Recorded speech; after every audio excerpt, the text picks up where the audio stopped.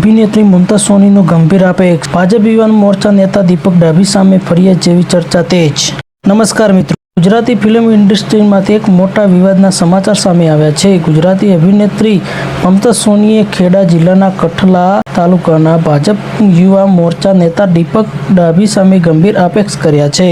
અભિનેત્રીના જણાવ્યા અનુસાર તેમણે કેટલાક જાહેર કાર્યક્રમમાં ભાગ લીધો હતો। કાર્યક્રમ પૂર્ણ થયા બાદ નક્કી કરાયેલું મહેનતાણું ચૂકવવામાં આવ્યું ન હતું। ત્યારબાદ જ્યારે તેમણે પોતાના બાકી રહેલી રકમની માગણી કરી ત્યારે તેમને ધમકી આપવામાં આવી હોય તેવો દાવો કરવામાં આવી રહ્યો છે। મુમતાઝ સોનીએ સોશિયલ મીડિયા પર એક વિડીયો શેર પણ કર્યો હોવાનું અહેવાલમાં જણાવવામાં આવી રહ્યું છે।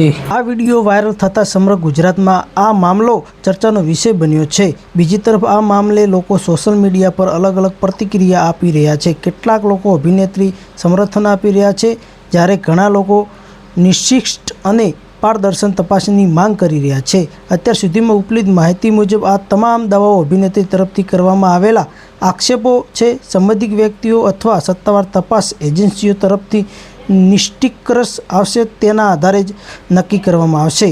એટલે કોઈ વ્યક્તિ તપાસ પૂર્ણ થયા પહેલાં દોષી ગણાવવો યોગ્ય નથી।